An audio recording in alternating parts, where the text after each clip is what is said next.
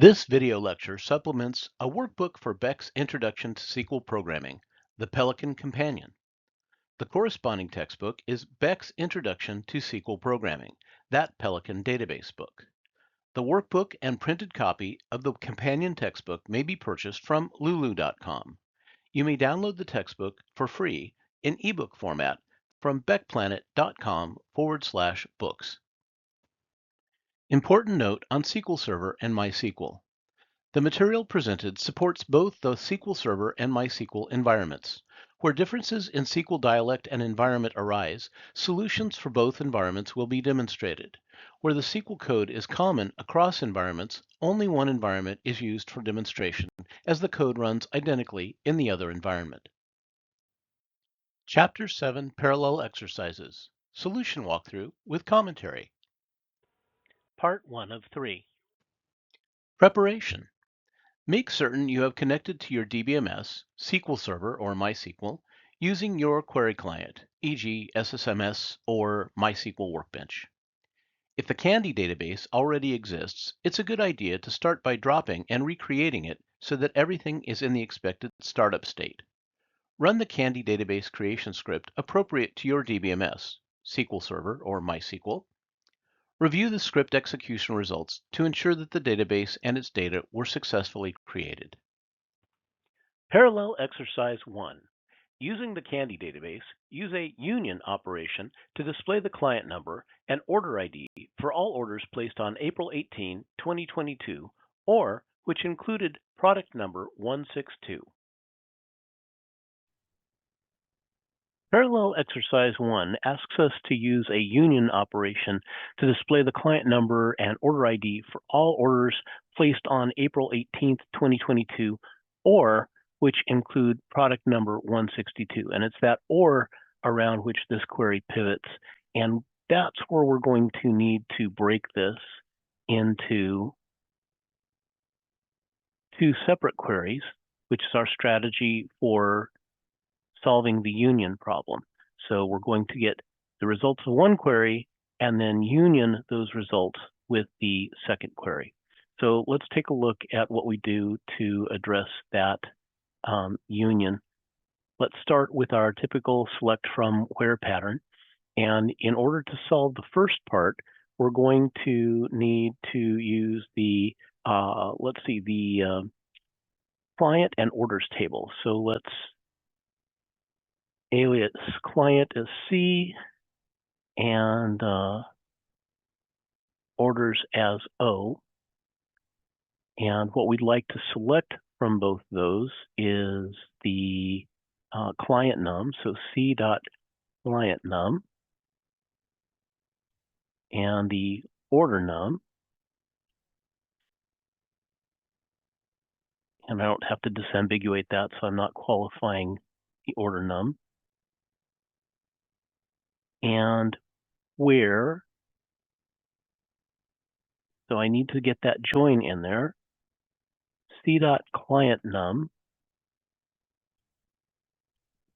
is equal to O.client num. And I can run this and see how we're coming along. Okay, I'm getting results and I'm getting client numbers and order numbers, but I haven't completely filtered it because I only want those for April 18, 2022. And again, if you'd like to see the date that you're working with, you can add that in there temporarily to see the date field. I think I have a good handle on this, so I'm just going to add the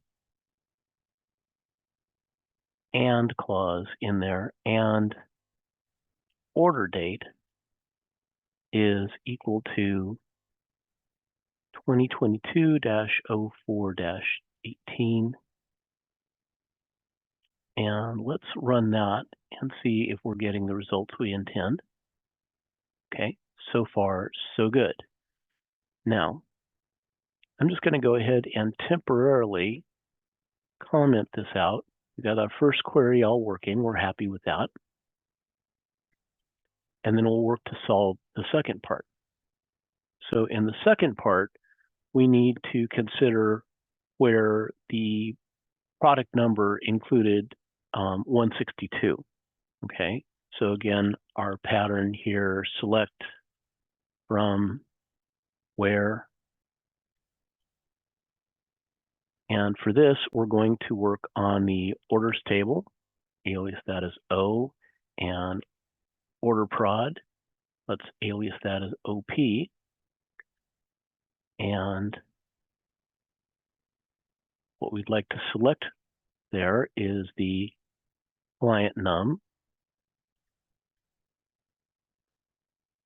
and O dot order num. That field is common to both. We need to disambiguate it and fully qualify it with the table name, in this case aliased as O.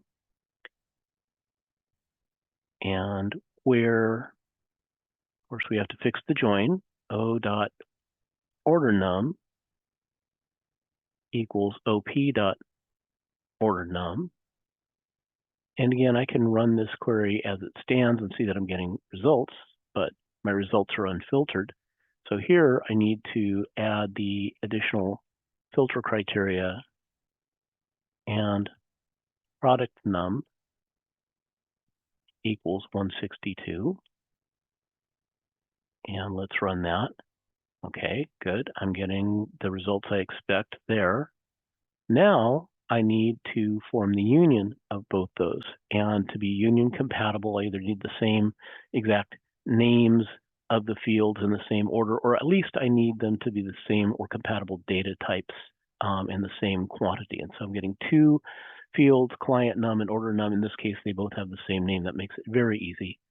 And I'll come in here, uncomment the first query, and then all I need to do to combine these is add the union statement, union, and now we should get the combined results. And we do. Yay.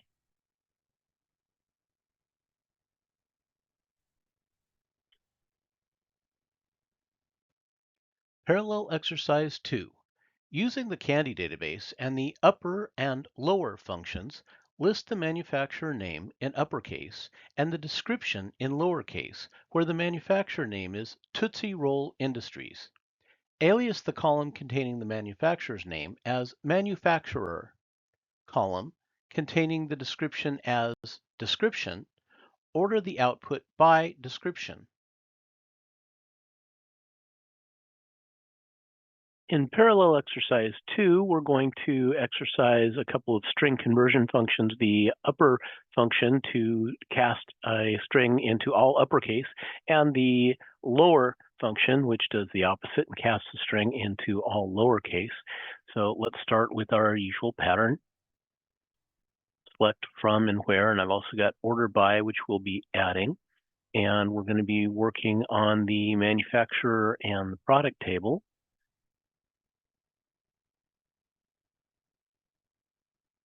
So let's alias manufacturer as M, product as P, and what we'd like to select that we're going to work with is the manufacturer name, and let's alias that as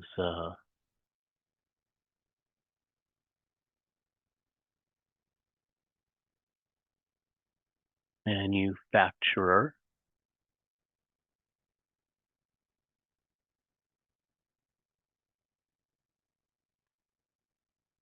And description.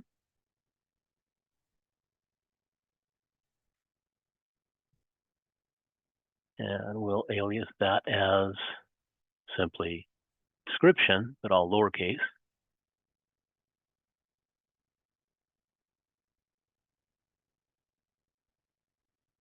And we've got two tables involved, so we better have a join.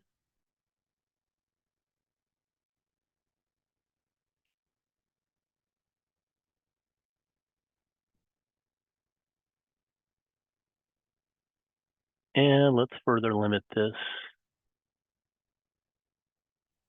to just give us products that are manufactured by Tootsie Roll Industries. And of course, that field is the MFG name. Let's test it so far, right? And then let's add ordering. Let's order it by the description.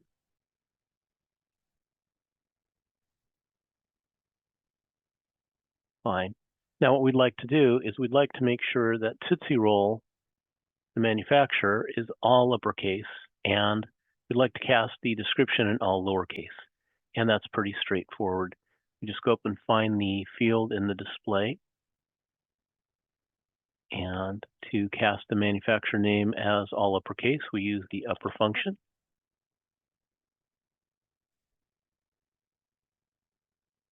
And do the reverse.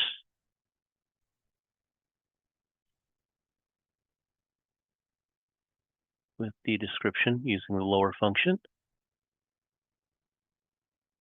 And there we are, the manufacturer all in uppercase, the description now all in lowercase. That's it.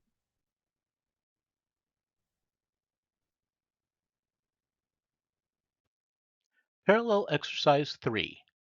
Manufacturer Mars Incorporated, manufacturer number 10, is offering a special promotion to distributors this month who drop their price on Mars candies to their clients by 15%. Using the candy database, write a query to list only the product number, description, and sale price for all candies made by manufacturer number 10. The sale price should be a calculated field based on a 15% discount of the regular price. Alias the name for this calculated field, Mars Sale. Use the format function to format this field as US currency. In parallel exercise 3, we're going to use a calculated field, and we're going to determine a 15% discount off of the regular price of candy if the candy is manufactured by Mars as the manufacturer. And we're also going to format the output as US currency. And there's a little bit of a difference between the approach that I take on this with SQL Server than with MySQL, because some of the string formatting functions are a little bit different. So we'll see this one a couple different ways. Let's take a look at the SQL Server solution, and let's go ahead and select and from and where, and our select is going to be product num.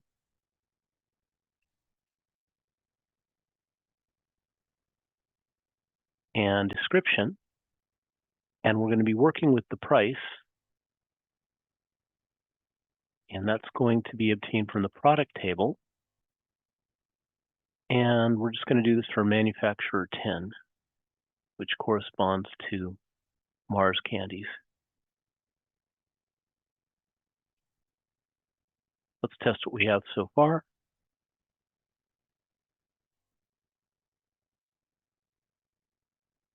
All right, that's working.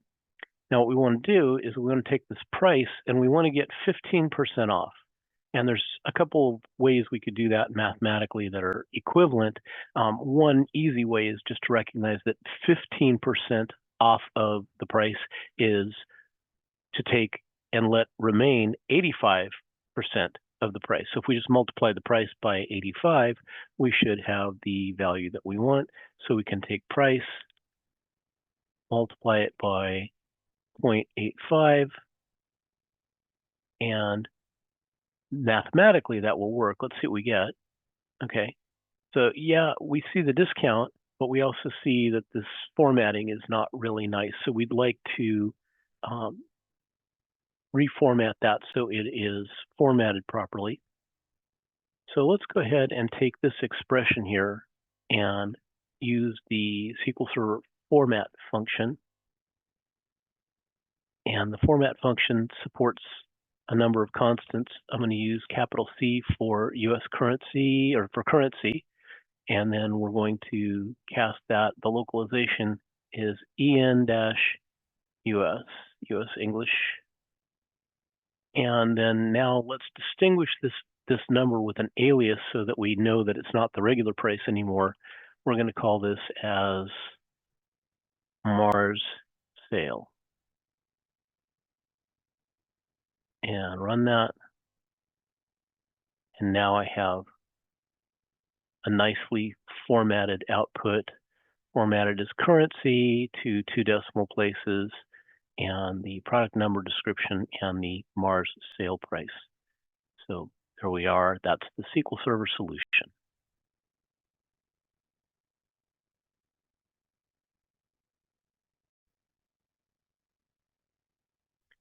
Let's see this problem again, only solved on the MySQL platform. So we can start with the same basic query that we formulated.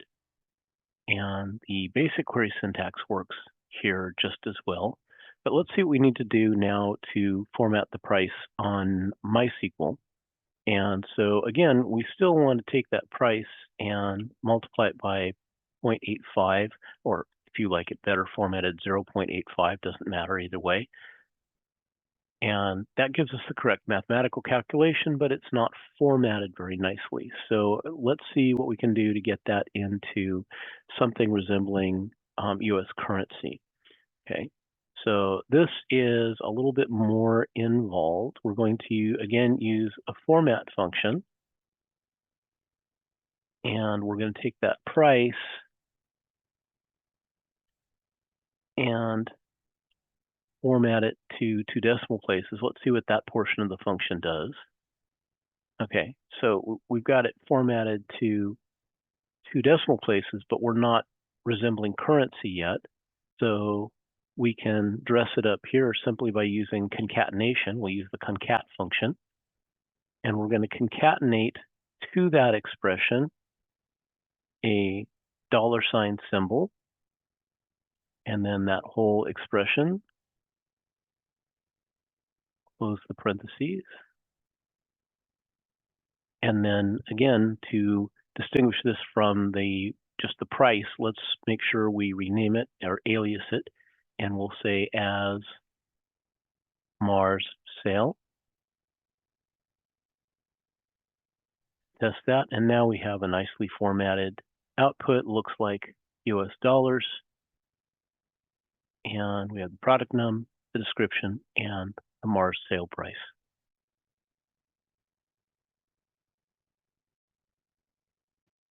Parallel exercise 4. Candy offers a 5-day no service charge order cancellation policy from the date an order is placed.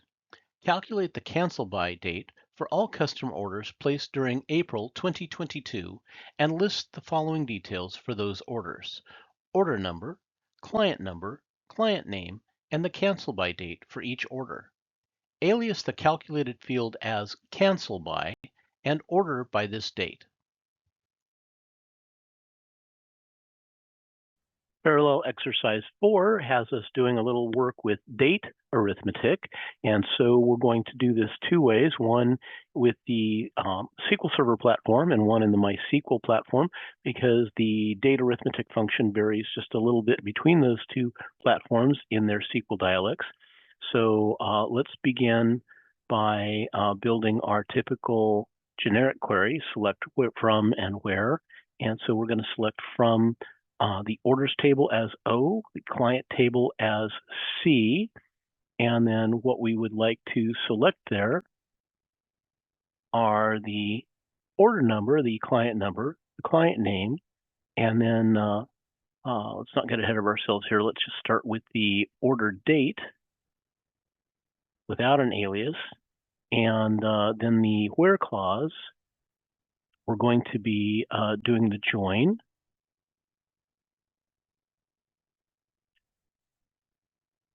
And the other criteria, we're going to add between dates. So between the start of April 2022 and the end of April 2022, and recall that the between function is inclusive. So this will be all dates between, including the 1st of April and the last of April. So it's the entire month of April. And let's just see how that's working so far. So let's run that selection. Okay, fine. So we're getting our order number, the client name, and the order date just for orders that were made in the month of April 2022. And then let's go ahead and see what we need to do the date arithmetic in SQL Server. Okay, so we're going to take the order date field and we're going to wrap that in a function. It's the date add function in Transact SQL, the language of SQL Server. And there's a constant here that says if you want to do date arithmetic in increment of days, we use DD. And we want quantity of 5 days. And then just to distinguish that from the original order date, let's alias this with a different title for the field, and let's say that as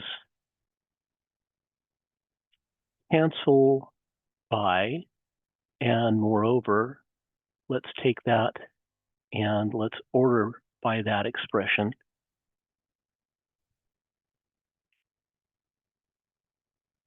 And let's see how that's working. So note what the dates look like now.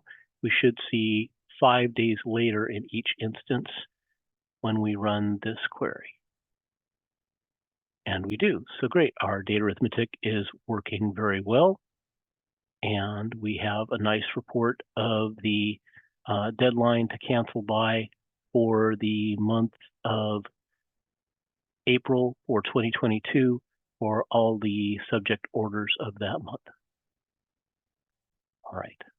Let's leave this here. We'll pick up again momentarily looking at it for MySQL.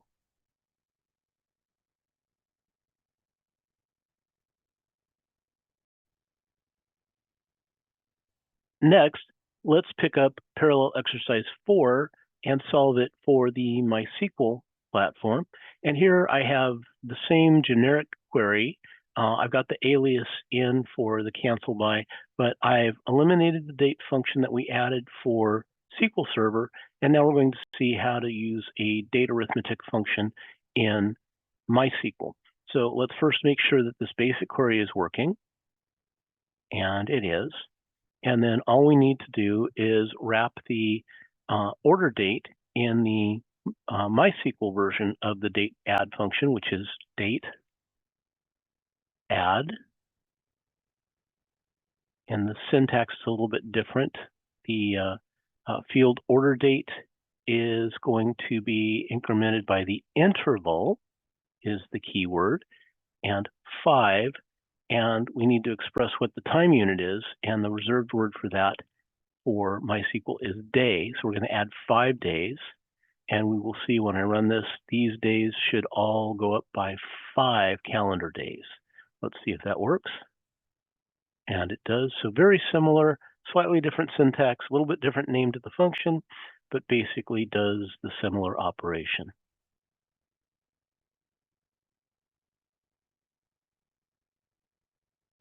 Parallel exercise 5. Using the Candy database, write a stored procedure to list only the product number and description for candies whose description contains the value stored in parameters whose value is stored in a variable named descript. Name your stored procedure USP underscore find underscore description underscore like. Parallel exercise 5 asks us to create a user-defined stored procedure. And stored procedures are like little programs that are so handy they can be easily called and reused. They're a way of extending the standard SQL language. I make the distinction as a user stored procedure because these things are so handy that oftentimes the manufacturer of the database has a set of system or standard stored procedures. So I like to use the naming convention of starting the names of my user stored procedures with USP underscore. Your naming convention, of course, is up to you. And my approach to formulating a stored procedure, which is generally parameterized to handle the general case, is I start with just a particular instance of a query that solves a specific case. Then I replace the specific case values with the variables that make it a more generalized and more broadly useful solution. So again, we're starting from our same pattern, select from and where. And in this stored procedure that we're developing, we ultimately want to list the product number and the description from the product table, but we're going to do that on a wildcard search. We want to find a substring search that matches pretty much any literal substring within it. You have also been exposed to how to use the upper and lower functions. So if you wanted to abstract this so it doesn't care about case sensitivity, you could do so. We're going to leave this one alone. So we're going to leave the case sensitivity on the string that we're searching for intact, assuming that the collation method default setup for your database is upper and lower case sensitive. Okay, so with that caveat. So let's go ahead and we're going to work from the product table, and we're going to select the product num and the description.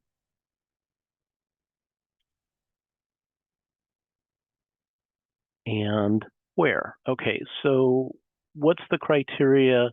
The specific case we're going to work on is, let's say, description is like, and let's say containing the substring nut, like peanut or walnut or any candy that has a description containing nut. We'll use that as our test case. I know there are a couple of data points in there that will have nut as a substring, so it'll be a good test.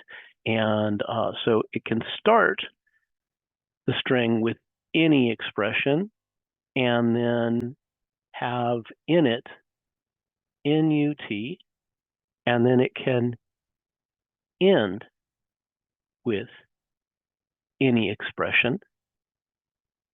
And let's just try that and see how that works. Oh, I've misspelled description, so let's go ahead and fix that. Description. There we go. Okay, so this appears to be working. I'm getting peanut butter M&Ms, peanut M&Ms, and Reese's peanut buttercups. So I'm getting the nut substring being found the way I intend. Okay, so what I'd like to do though is generalize this so that instead of the expression nut, we search on whatever expression is passed as a parameter into a variable by the user or by the program that is calling our stored procedure. Okay, so let's go ahead and make a couple of modifications. I've already made some provision here to give this user stored procedure a name. We're going to call it USP underscore find description like, and let's uncomment that. So there's the call to execute this.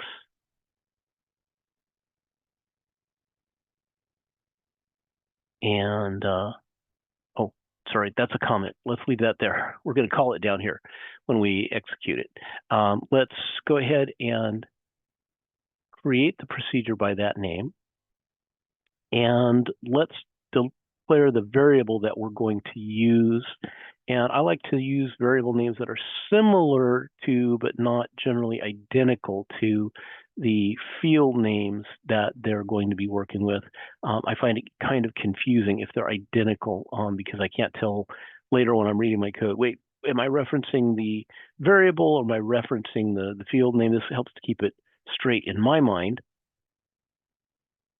At Descript, and as a good practice, we should probably make that the same data type and size as the field that we expect to be using that variable to manipulate. So let's make this in varchar 50.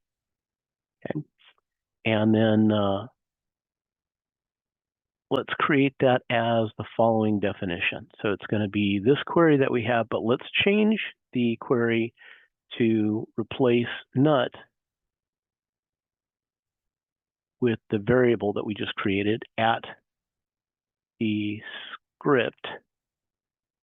Great, so whatever the user passes to this function or this stored procedure as the variable for descript, that's what it's going to search on. And let's see here. That should create the procedure, and then we'll want to call the procedure. Let's just create the procedure and see if it creates without error. So again, the only output we're expecting to see is that, you know, the procedure was created, nothing is returned otherwise. So let's go ahead and execute that selection. Okay, and I see no errors in the results. I come back down here and I see that there was, you know, no rows affected, but it ran the query. Good. Well, that's what I was expecting because I haven't had it do anything. We just created it. Now let's go ahead and call the procedure, and let's call the procedure on the string ARS. That should get us things like Mars has ARS in it. I don't know what else we might find. And let's go ahead and run that.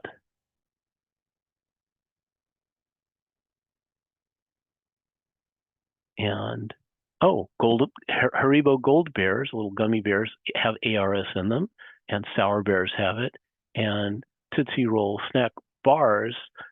Okay, the description doesn't have Mars in it, so Mars is a manufacturer. It's not, as I might have expected, showing up in the description, but I am getting bars and bears coming up. So this is working as we intend.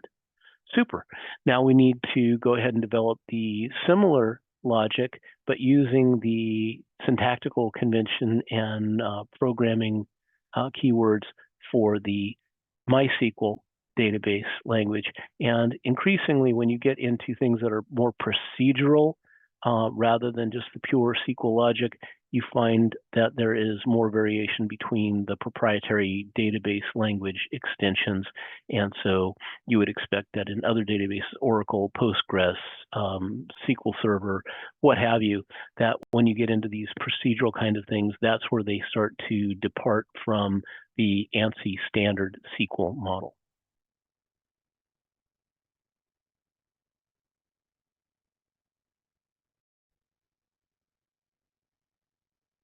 All right, so now let's take the core logic that we created for the user stored procedure of Parallel Exercise 5 for our SQL Server version, and let's convert it for use with MySQL. Okay, so the first thing I'd like to do is let's specify that we'll use a delimiter of // instead of the default semicolon so that we don't trip over our own feet here in what we're doing with a stray semicolon. And we're going to create the procedure, but the difference in MySQL's version of SQL is I need to specify that this is an input parameter that I'm going to be passing it, and it's going to be named Descript. And again, this is where I have the varchar of 50 as the data type to match the field that I will be searching on is generally the best idea. And we're going to also add a begin block, and we're going to terminate that with an end block. And there's the delimiter to call the end of that code. And now let's, after that, release the delimiter back to the default semicolon that is typically used in our SQL statements. And let's see here, let's clear this window. And let's try and run this query to create the stored procedure and see if that works as we intend.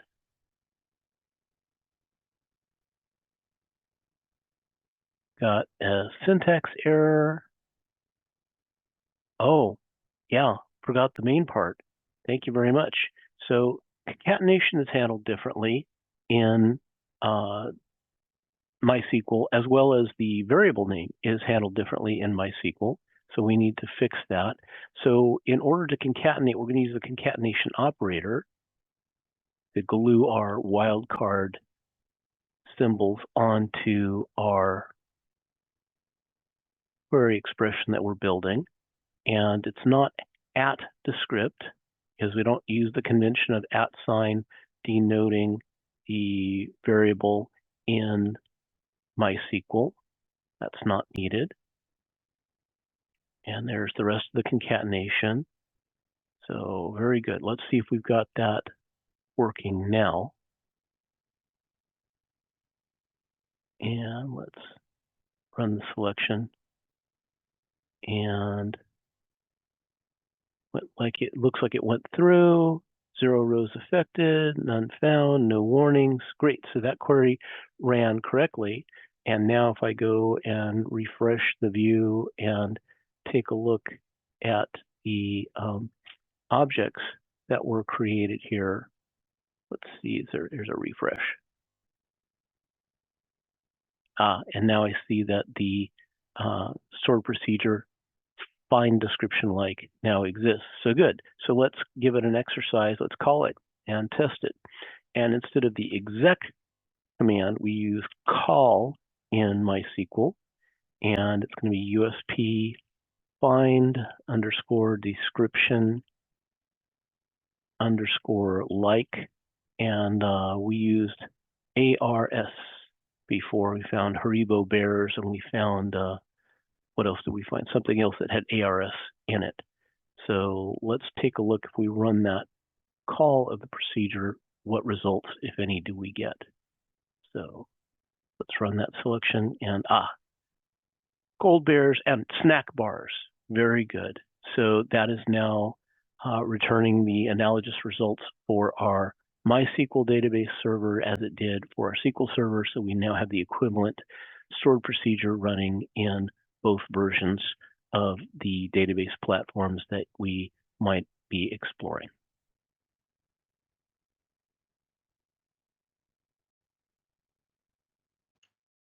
Thank you for watching. Please visit beckplanet.com/books for additional free student and instructor learning resources, a free ebook copy of Beck's Introduction to SQL Programming, that Pelican database book, and to learn more about print editions of the textbook and workbook.